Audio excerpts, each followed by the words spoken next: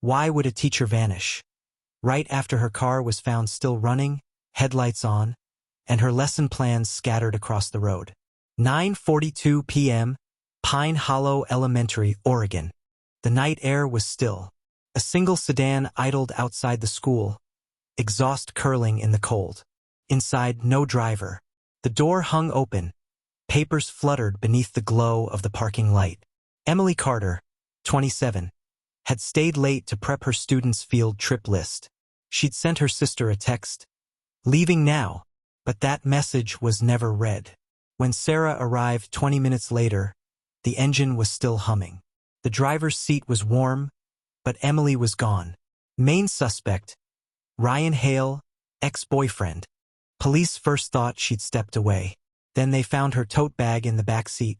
Phone, keys, everything still inside. Neighbors said they heard a car door slam.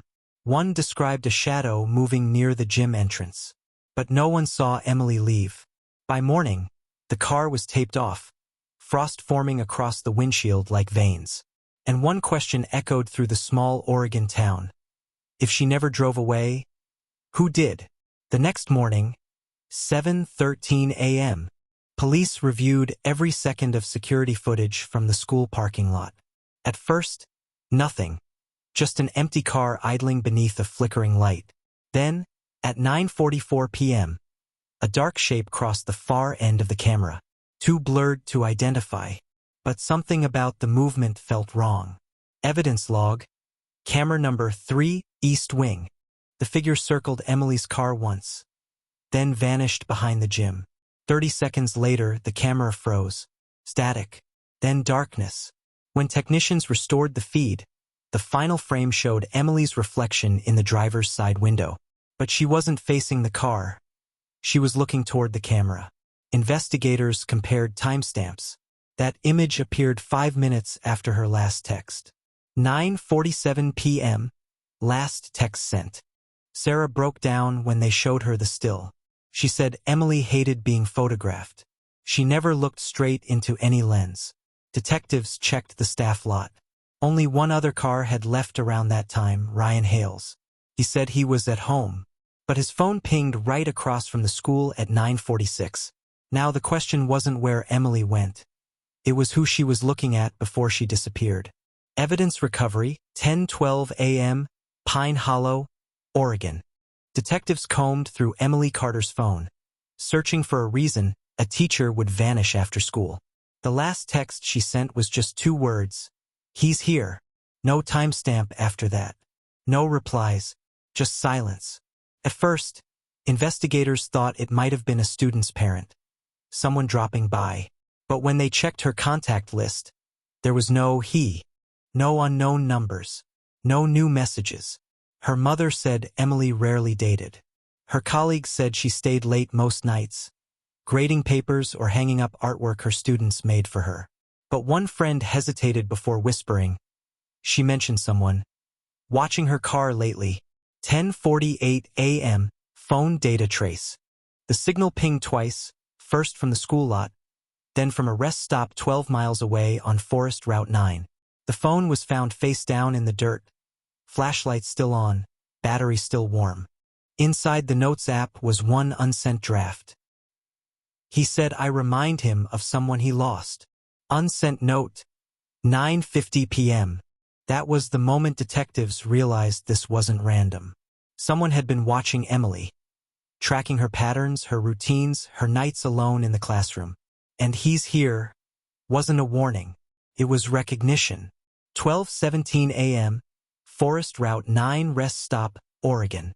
The rest stop was the kind of place no one lingered. One flickering lamp, a cracked vending machine, and silence so heavy it made your heartbeat echo. Emily's car wasn't there. But in the dirt behind the restroom wall, investigators found fresh tire tracks disappearing into the trees. A small scrap of fabric caught on a branch, Emily's signature navy blue cardigan from the school staff lounge. Nearby, a single shoe print pressed in the gravel. Narrow, small, the heel dragging slightly. It wasn't a step she'd taken willingly. Detective Cole knelt, brushing dirt from a deep handprint pressed into the ground. It wasn't Emily's. Large, heavy, anger etched into the soil. Half buried in gravel, a visitor's tag from Pine Hollow Elementary fell out. Smudged, but the words Staff Lounge clearly visible. Someone had followed her from work. And then, pinned to a gnarled tree with a rusty nail, a photograph fluttered in the wind. Emily, smiling as she arranged her classroom's bulletin board earlier that day. Across the photo, in jagged red letters, "SHE shouldn't have left." The discovery at the rest stop deepened the mystery. Whoever followed Emily knew her routine and left a message that only someone close could understand. Detectives combed through every connection in her school life. Coworkers, parents, volunteers, and former students. One name kept appearing in small but odd ways: Daniel Reeves, the school janitor. Quiet, polite, always the last to leave the building. When questioned, Daniel claimed he hadn't seen Emily that night. But security footage from the school parking lot told a different story. His old pickup left just minutes after Emily's car, moving slowly past the lot. Something blue caught the camera's lens, the same shade as Emily's jacket. Further digging revealed a connection nobody expected. Years ago, Daniel had been admitted to a nearby hospital after a severe accident. Emily had volunteered in that ward, helping care for him. Some colleagues recalled him showing unusual attachment afterward, calling her his guardian angel. The haunting question emerged. Had admiration turned into something dangerous? And if Daniel had followed her, why was Emily's car left running, her personal belongings untouched, but her phone destroyed inside? Under the driver's seat floor mat, investigators found a Polaroid. Emily in her classroom alone, but the angle was wrong. Someone had been inside after hours, watching. The image didn't just document her. It implied someone had been closer than anyone realized, lurking in the shadows of the school where she taught. The Polaroid seemed ordinary at first glance. Emily smiling at her desk, chalkboard in the background, sunlight slanting through the classroom windows. But the details didn't add up. The clock on the wall read 4:13 p.m., yet the lab confirmed the photo was printed 2 days after she vanished. Detectives examined the reflection in the window behind her. It wasn't Emily.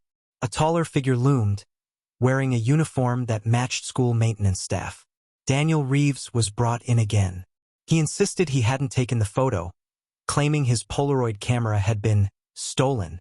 When police searched his apartment, they found the same camera on his desk, and dozens of half-burned photographs, edges curled, charred from panic.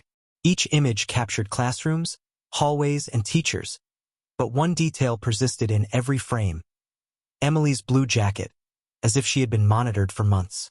Inside a box labeled "Broken Things," officers found a school volunteer badge belonging to Emily, dated the same day Daniel had been discharged from hospital care years ago. Detective Cole whispered, "He never let her go." The most disturbing find was the last Polaroid, barely scorched. It showed Emily's car idling outside Pine Hollow Elementary and a hand reaching for the driver's door. The timestamp at the bottom read 2:47 a.m., the exact moment Emily disappeared. The timestamp didn't lie. 2:47 a.m., the exact moment Emily Carter's car was found idling outside Pine Hollow Elementary. The hand in the Polaroid belonged to someone no one suspected. When detectives enhanced the photo, a faint badge reflected in the car window. Not Daniel's. It was the school security insignia. They traced it to Mark Denson, the night security guard on duty the evening Emily vanished. He had reported the car, claiming he just stumbled upon it. But his story didn't hold. He said he never saw her leave the building, yet the Polaroid proved he was beside her car before anyone else arrived. Under questioning, Denson's composure cracked. Sweat beaded on his forehead as Detective Cole laid out the evidence: the blue jacket, the burned Polaroids, and finally the reflection, his reflection frozen forever in glass. He whispered, "She said she'd tell." Emily had uncovered his falsified overtime logs, money missing from staff funds. The night she confronted him was the night she disappeared.